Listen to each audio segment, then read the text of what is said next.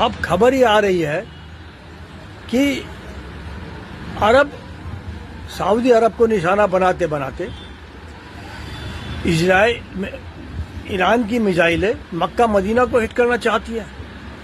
दुश्मनी का ये स्तर शिया सुन्नियों का, अगर वो तो उनका एयर डिफेंस सिस्टम है, ईरानी मिसाइलों को काट रहा है। यदि एक भी मिसाइल उनमें से छूट कर पड़ गई तो इस्लाम का तो अंत हो जाएगा, वो भी रमजान के महीने में। अरे भाई, कम से कम मैंने 3 साल के लिए कहा था 3 साल बाद इस्लाम का पतन होगा। आप तो इन रमजानों के अंदर इस्लाम को ख़त्म कर देना चाहते हैं। सऊदी अरब सुन्नी है, आप शिया हैं, पर हैं तो मुसलमान ही। एक दूसरे को आप कबाब बना देना चाहते हैं, मार देना चाहते हैं।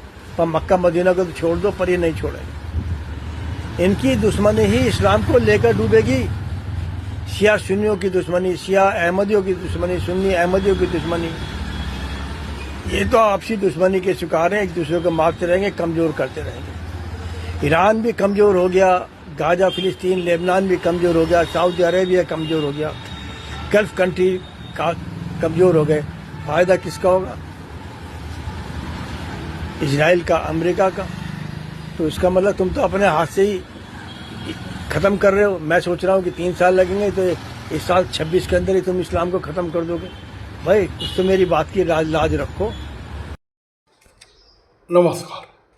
एक वीडियो में एक भाई कहते हैं सऊदी अरब को निशाना बनाकर एक दिन मक्का मदीना के काबा पर शिया ईरान हमला कर देगा क्या? क्योंकि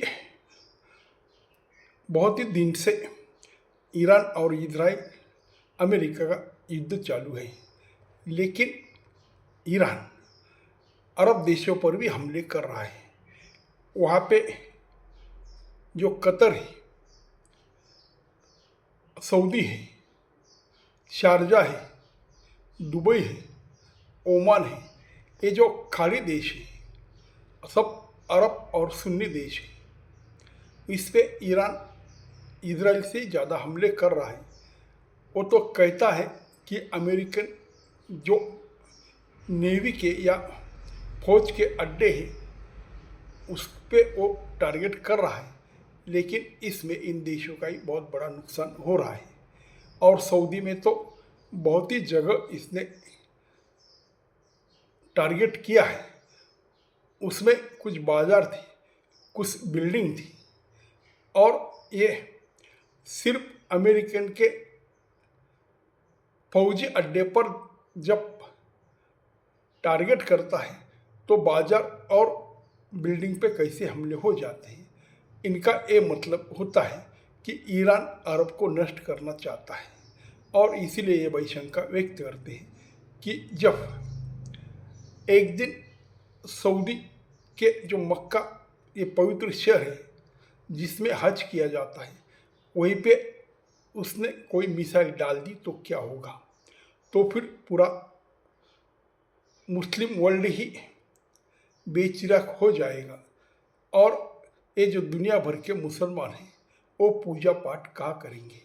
तो इसका मतलब है कि मुस्लिम ही मुस्लिम को मार रहा है, क्योंकि ईरान ने पहले ईरान से युद्ध किया था और आज भी ईरान के कुछ शहरों पर इसने हमला कर दिया है, और एक मिसाइल तुर्कस्तान पर भी डाल दिया था।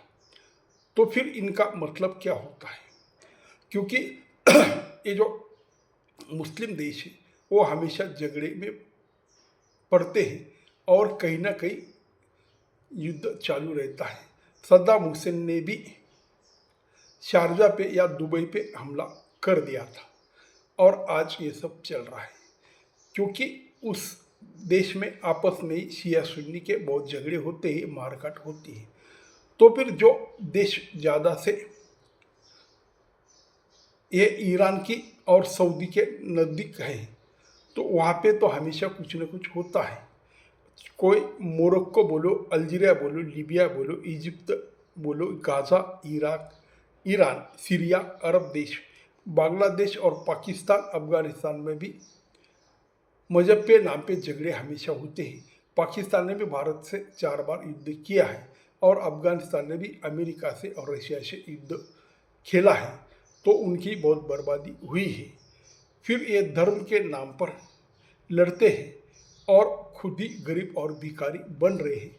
तो फिर एक दिन ईरान जैसा देश जब ऐसे देशों पे ज़्यादा हमला करेगा तो उनकी अर्थव्यवस्था चौपट हो जाएगी, गरीबी बढ़ जाएगी, धंधे बिजनेस ठप हो जाएगी। फिर एक मुस्लिम देश आगे क्या करेंगे? पहले ही ये जो खाड़ी देश है उनके पास ज़्यादा से ज़्यादा तेल है, लेकिन ऐसा होने के बाद जब तेल ही एक दिन ख़त्म हो जाएगा, क्योंकि तेल के जो टैंकर है उस पर हमले हो रहे हैं, तेल के जो रिसर्च है, तेल की जो इंडस्ट्री है वहाँ पे भी ज़्यादा से ज़्यादा ईरान मार रहा है, मिसाइल डाल रहा है। फिर इनकी अर्थव्यवस्था जब चौपट होगी तो इनको खाने को क्या मिलेगा और ये देश आगे कैसे बढ़ेंगे? इसलिए ये भाई कहते हैं कि मुस्लिम भी मुस्लिम को मार रहा है और एक दिन ये मुस्लिम ही इस्लाम को ख़त्म कर देगा। नमस्कार।